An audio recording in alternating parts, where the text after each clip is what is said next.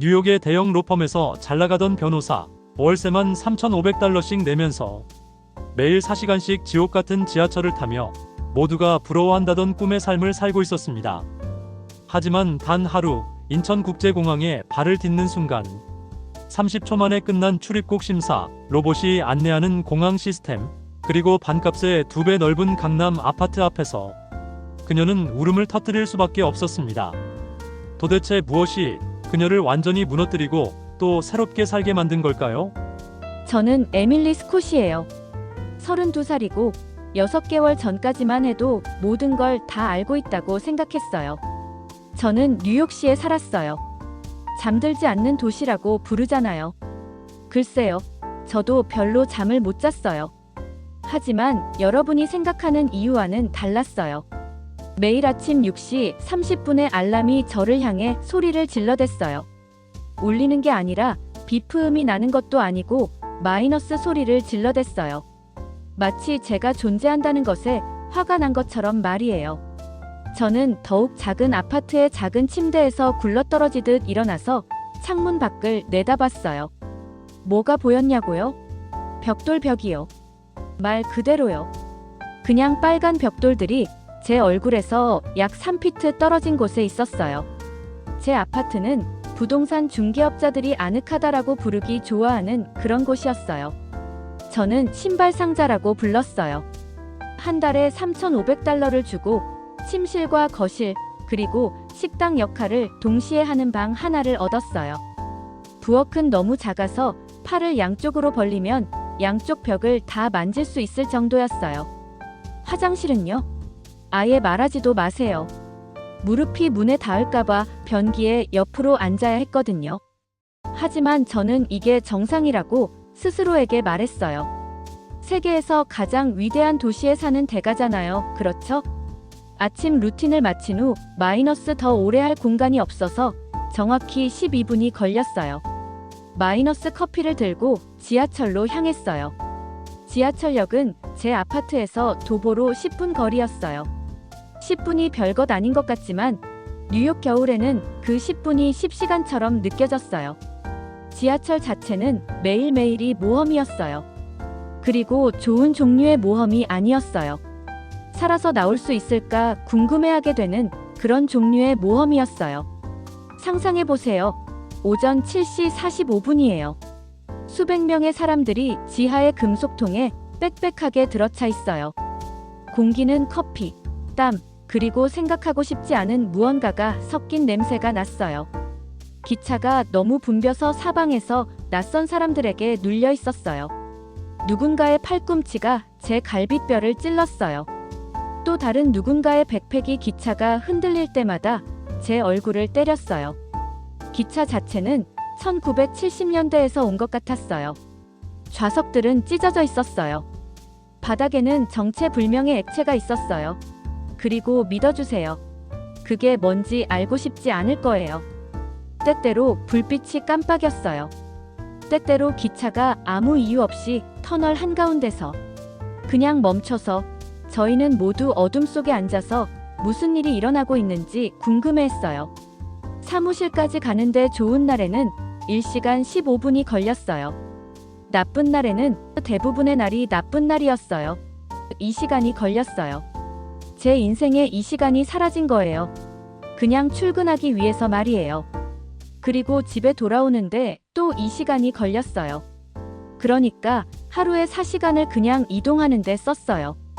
더럽고 붐비고 시끄러운 지하 금속 상자 안에 서서 말이에요. 하지만 잠깐 더 좋아져요. 저는 변호사예요. 맨해튼의 큰 로펌에서 일했어요. 마이너스 일했었어요. 인상적으로 들리죠? 글쎄요, 제 평범한 하루가 어땠는지 그림을 그려드릴게요. 운이 좋으면 오전 9시에 사무실에 도착했어요. 건물은 밖에서 보기에는 높고 반짝반짝했어요. 안에서는 모두 회색 칸막이와 모든 사람을 병들어 보이게 만드는 형광등들이었어요. 제 사무실은 20층에 있었어요. 창문이 있어서 큰일이라고 여겨졌어요. 하지만 제 창문에서 볼 수 있는 건 또 다른 높은 건물뿐이었어요. 더 많은 벽돌 말이에요. 제 하루들은 길었어요. 정말 길었어요. 좋은 날에는 오후 8시까지 일했어요. 바쁜 날에는 오후 11시나 자정까지 일했어요. 때로는 주말에도 일했어요. 일 자체는 나쁘지 않았어요. 마이너스 사실 변호사가 되는 걸 좋아했어요. 하지만 스트레스가 저를 죽이고 있었어요. 제 상사인 피터슨 씨는 소리 지르는 것이 자신을 좋은 리더로 만든다고 생각하는 그런 사람이었어요. 노크도 없이 제 사무실로 쳐들어와서 제 책상에 더 많은 일을 던져놓곤 했어요. 에밀리, 내일 아침까지 이거 끝내줘라고 말하면서요. 이거가 일주일은 걸려야 할 프로젝트인데도 말이에요. 다른 변호사들은 충분히 친절했지만 모두가 너무 스트레스 받고 지쳐서 서로 거의 대화를 나누지 않았어요. 우리는 모두 그냥 살아남으려고 노력하고 있었어요. 매일 밤 집에 돌아올 때쯤이면 완전히 지쳐 있었어요. 완전히 기진맥진했어요. 작은 전자레인지에 냉동식품을 데워서 랩톱으로 넷플릭스를 보면서 먹었어요. 그 다음 잠자리에 들어서 다음날 똑같은 일을 반복했어요. 이게 5년 동안 제 삶이었어요. 5년 동안 말이에요. 그리고 가장 나쁜 부분은요. 모든 사람이 제가 꿈의 삶을 살고 있다고 말했어요. 뉴욕에 살다니 정말 운이 좋네. 도시의 에너지가 정말 좋을 것 같아. 분명 멋진 레스토랑들과 쇼를 보러 다니겠네. 사실은 멋진 레스토랑을 갈 여유가 없었어요. 임대료, 학자금 대출, 그리고 기본 생활비를 지불하고 나면 한 달에 약 $200가 남았어요. 그걸로 음식, 옷, 그리고 필요한 다른 모든 것을 감당해야 했어요. 브로드웨이 쇼를 보러 가는 것, 그건 제가 감당할 수 없는 사치였어요. 도시의 에너지에 관해서는 마이너스 제가 느낀 유일한 에너지는 스트레스와 피로였어요. 하지만 한계점은 3월의 어느 화요일에 왔어요. 모든 게 잘못되는 그런 날 중 하나였어요. 먼저, 제 알람이 울리지 않았어요. 밤사이 제 폰이 꺼져버린 거예요. 8시 30분에 깼어요. 마이너스 2시간 늦었어요.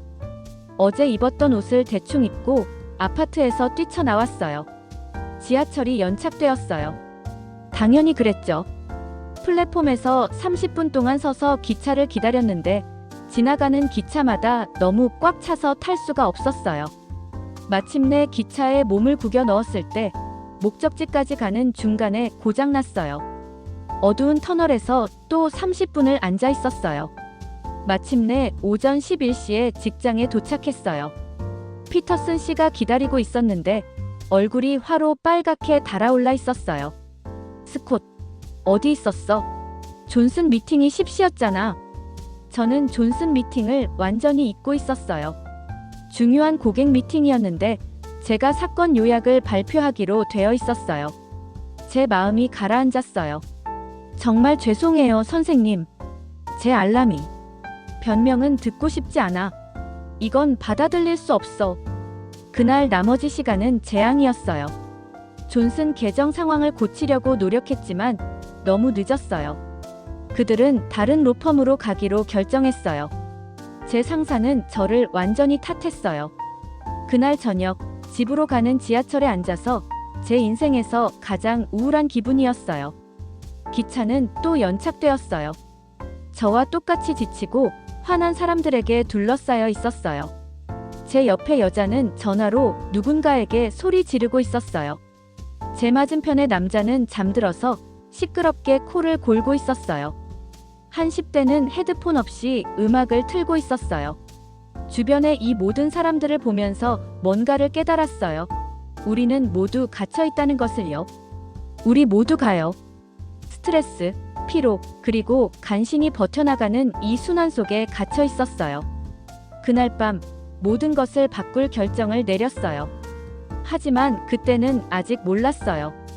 제 인생 최악의 날로부터 3일 후, 저는 작은 아파트에 앉아서 저녁으로 라면을 먹고 있었어요. 또 말이에요. 금요일 밤이었는데 제 또래 대부분의 사람들은 아마 나가서 재미있게 놀고 있었을 거예요. 저는요, 어디 갈 만큼 기력도 없고 돈도 없었어요. 잠들기 전에 이메일을 확인하려고 랩톱을 열었어요. 대부분 월요일까지 기다려도 되는 업무 관련 이메일들이었어요. 하지만 하나의 이메일이 제 시선을 끌었어요. 제목은 국제법무 포지션 마이너스 서울, 대한민국이었어요. 서울, 대한민국. 거의 지울 뻔했어요. 스팸이라고 생각했거든요. 누가 한국에서 미국 변호사를 고용하고 싶어 할까요? 하지만 뭔가가 대신 클릭하게 만들었어요. 이메일은 서울에 본사를 둔 국제 로펌 김앤어소시에이츠에서 온 것이었어요. 한국에서 사업하는 미국 기업들과 일할 기업법 경험이 있는 미국 변호사를 찾고 있었어요. 그 이메일을 3번 읽었어요. 그리고 또 한 번 더 읽었어요. 그들이 제시한 급여는 좋았어요. 정말 좋았어요. 하지만 제 마음을 뛰게 한 건 그게 아니었어요. 이 문장이었어요. 주거 수당 및 비자 지원을 포함한 완전한 이주 패키지 제공. 주거 수당이요. 그 말은 제가 뉴욕에서처럼 미친 임대료를 내지 않아도 된다는 뜻이었어요. 오랫동안 컴퓨터 화면을 바라봤어요. 창문 밖에서는 사이렌 소리가 들렸어요. 또 말이에요. 뉴욕에는 항상 사이렌 소리가 있었어요. 경찰차, 구급차, 소방차. 결코 쉬지 않고 결코 평화를 찾지 못하는 도시의 소리였어요. 제 삶에 대해 생각해봤어요. 뉴욕에서 제가 가진 게 뭐가 있었을까요? 매일 저를 스트레스 받게 하는 직장. 대부분 사람들의 전체 급여보다 비싼 아파트. 모든 사람이 너무 바쁘고 지쳐서 인간관계를 가질 수 없어서 진짜 친구도 없었어요. 제가 살기에 너무나도 운이 좋다고 여겨지는 도시를 즐길 돈도 없었어요. 제가 떠난다면 무엇을 포기하게 될까요? 머릿속으로 목록을 만들어 봤어요. 머물러야 할 이유 쪽에는 글쎄요, 별로 없었어요. 제 직장, 싫어했어요. 제 아파트, 작고 비쌌어요. 제 사회생활, 무슨 사회생활요? 떠나야 할 이유 쪽에는 모험이 있었어요. 완전히 다른 무언가를 경험할 기회가요. 제가 5년 동안 살아온 함정에서 벗어날 방법이었어요. 하지만 한국이요? 아시아에 가본 적이 없었어요. 한국어를 할 줄 몰랐어요. K-팝 노래 몇 곡과 한국 바비큐 레스토랑들 말고는 한국 문화에 대해 아무것도 몰랐어요. 감당할 수 없다면 어떻게 하죠? 실패한다면 어떻게 하죠? 거기 가서 엄청난 실수를 했다는 걸 깨닫게 된다면 어떻게 하죠? 랩톱을 닫고 잠들려고 했어요. 하지만 그 이메일 생각을 멈출 수 없었어요. 다음 날 아침, 몇 년 만에 처음으로 한 일을 했어요. 엄마에게 전화했어요. 에밀리, 깜짝이네. 어떻게 지내, 얘야? 우리 엄마는 제가 자란 오하이오에 살았어요. 선생님이셨고 항상 우리 가족에서 실용적인 분이셨어요. 저는 큰 변화를 생각하고 있어요, 엄마. 어떤 종류의 변화? 서울 취업 제안에 대해 말씀드렸어요. 전화 저편에서 한동안 침묵이 흘렀어요. 한국? 마침내 말씀하셨어요. 너무 멀잖아. 알아요. 하지만 엄마, 저는 여기서 행복하지 않아요. 오랫동안 행복하지 않았어요. 또 다른 침묵. 그 다음 엄마가 저를 놀라게 한 말씀을 하셨어요. 있잖아, 얘야. 내가 내 나이였을 때 일본에서 영어를 가르칠 기회가 있었어. 무서워서 거절했지. 용기를 내서 시도했다면 어떻게 됐을지 늘 궁금했어. 그런 말씀 한 번도 안 하셨잖아요. 자녀들이 이해할 만큼 충분히 잘할 때까지 말하지 않는 것들이 많이 있단다. 에밀리, 너는 똑똑하고 유능해. 내가 하고 싶은 일이라면 해야 해. 하지만 실패하면 어떻게 해요? 성공하면 어떻게 될까? 그날 밤 온라인에서 서울에 대해 몇 시간 동안 조사했어요. 사람들이 거리를 걷는 유튜브 영상을 봤어요. 동네, 지하철 시스템, 그리고 사무용 빌딩들의 사진을 봤어요. 한국으로 이주한 다른 미국인들의 블로그 포스트를 읽었어요. 더 많이 알수록 더 흥분되었어요. 서울은 깨끗해 보였어요. 정말 깨끗했어요. 지하철 시스템은 현대적이고 효율적으로 보였어요. 도시는 안전해 보였어요. 마이너스 여자들이 밤에 혼자 걸어다니면서 무서워하지 않는 영상들을 봤어요. 서울 아파트 목록 웹사이트를 찾았어요. 아파트들이 뉴욕의 제 아파트보다 컸어요. 훨씬 컸어요. 그리고 제 작은 신발 상자 절반 가격이었어요. 한국 음식 사진들을 봤어요. 신선하고 건강하고 맛있어 보였어요.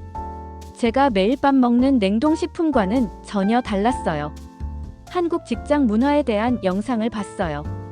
물론 사람들이 열심히 일하지만 제가 뉴욕에서 익숙했던 것보다 더 나은 일과 삶의 균형을 갖고 있는 것 같았어요.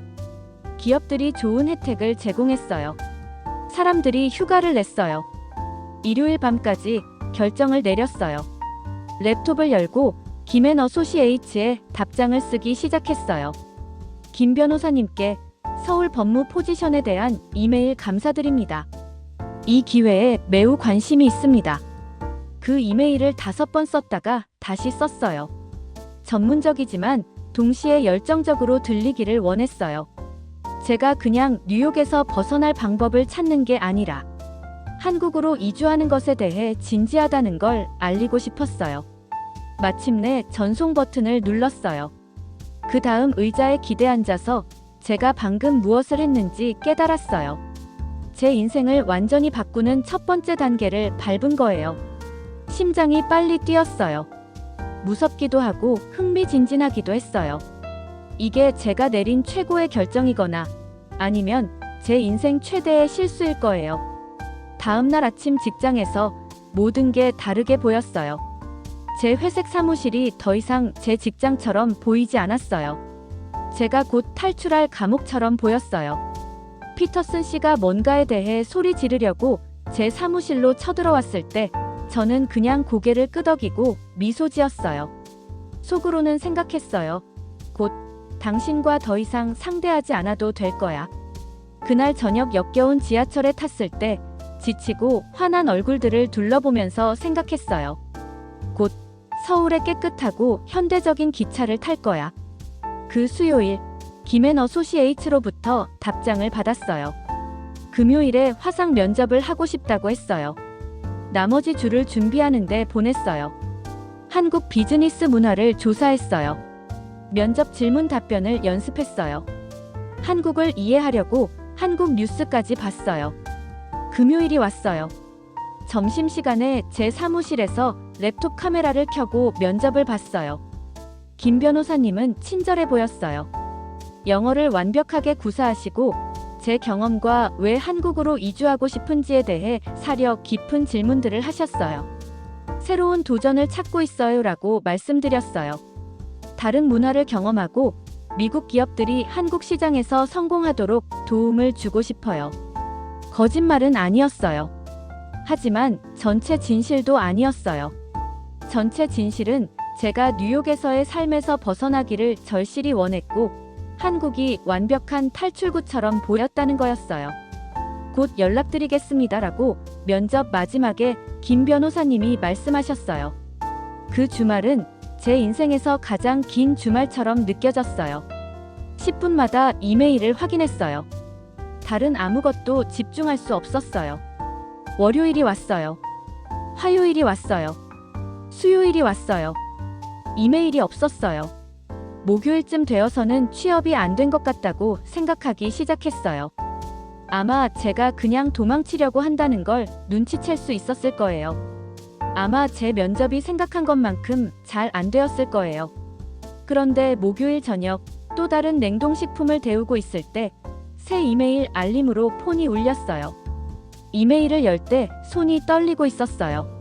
스콧 변호사님께 김앤 어소시에이츠의 수석 어소시에이트 포지션을 제안하게 되어 기쁩니다. 소리 질렀어요. 정말로 제 작은 아파트에서 큰 소리로 소리 질렀어요. 그 다음 울기 시작했어요. 행복한 눈물이었어요. 서울에 가게 되었어요. 대한민국에 가게 되었어요. 탈출하게 되었어요.